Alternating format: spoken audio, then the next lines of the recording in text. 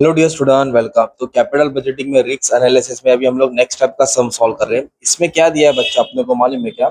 Certainty equivalent question, मतलब CE दिया है और सीएफए मतलब कैश फ्लो दिया, आफ्टर टैक्स सब रेडीमेड दिया है। तो रिस्क फ्री रिटर्न बोलो तो एक तरफ से पीवी फैक्टर हो गया। तो अपने को प्रोजेक्ट का बीटा निकालना, मतलब प्रोजेक्ट कितना काम का है कि नहीं है, प्रोजेक्ट में इन्वेस्टमेंट करना चाहिए कि नहीं करना चाहिए। तो सबसे पहली बात, क्वेश्चन इधर घुमा के दिया था तो जीरो दिया, माइनस दिया है। कभी भी माइनस में वैल्यू रहता है ना कैपिटल बजटिंग में, उसको इन्वेस्टमेंट बोलते हैं। क्या बोलते हैं उसको? इन्वेस्टमेंट। उसको साइड में रखो। सेम टाइप का क्वेश्चन में इधर लिख दिया दूसरा टाइप का, और ये वाला सम सॉल्व करा देगा। इसमें क्या बोले, कंपनी है, रिस्क एनालिसिस पढ़ रहे हो, ओके। इंफॉर्मेशन दिया, एक्सपेक्टेड कैश फ्लो दिया है और सीई दिया है।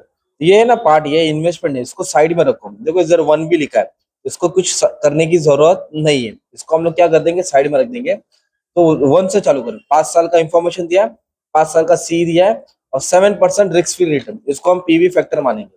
तो सबसे पहले हम लोग क्या लिखेंगे, ईयर लिखेंगे। 1 2 3 4 5 कॉलम बना देता अच्छे से। फिर कैश फ्लो लिख दिया, कैश फ्लो का सी लिख दिया। मतलब ये तीन वैल्यू क्वेश्चन में अपने को गिवन है, ओके। ये तीन वैल्यू अपने को क्वेश्चन में गिवन है, 1 2 3। एज इट इज हमने क्या कर दिया, यहां से कॉपी कर दिया। अब सुनो, नेक्स्ट कॉलम बनाएंगे, adjusted cash flow after tax. कैसे एडजस्ट करेंगे, इसको इससे मल्टीप्लाई करेंगे। 1 लाख को 0.90 से मल्टीप्लाई करेंगे, आ जाएगा। इसको इससे, इसको इससे, इसको इससे, इसको इससे, तो ये वैल्यू अपने को रेडी हो गई।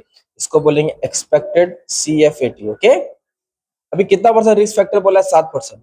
तो 7% अपने को कैसे निकालना पड़ेगा, आपको मालूम है, 1/1.07।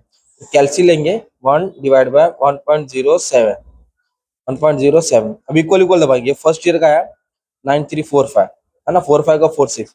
ये 2 साल, 3 साल, 4 साल, 5 साल, 5 साल की वैल्यू ये आ गई, ओके। ये पी फैक्टर है क्या? अभी सिंपली क्या करना है, इसको इससे, इसको इससे, इसको इससे मल्टीप्लाई करेंगे, टोटल आ जाएगा। इन दोनों को मल्टीप्लाई करेंगे, क्या आ जाएगा, टोटल। तो ये टोटल वैल्यू हो गया तुम्हारा, इसको बोलेंगे टोटल प्रेजेंट वैल्यू, सिंपल। अब हमें क्या करना है, नेट प्रेजेंट वैल्यू निकालना है। तो total present value minus investment, ये टोटल वैल्यू हो गया। इसको यहाँ लिखेंगे माइनस इन्वेस्टमेंट। इन्वेस्टमेंट मतलब इनिशियल आउटले, यही तुम्हारा इन्वेस्टमेंट है भाई।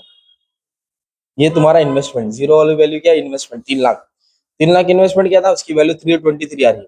तो सॉल्व करके आंसर पॉजिटिव आया। तो पॉजिटिव मतलब ये investment in the project is beneficial, ये प्रोजेक्ट काम का, ये प्रोजेक्ट अच्छा है, इसमें इन्वेस्टमेंट करना चाहिए। मतलब एक बात बोलूं क्या, 3 मिनट में तुम्हारे लिए 12 मार्क का सम डाल दिया, भेजे में डाल दिया। तो ऐसा ही सम सॉल्व करने का था।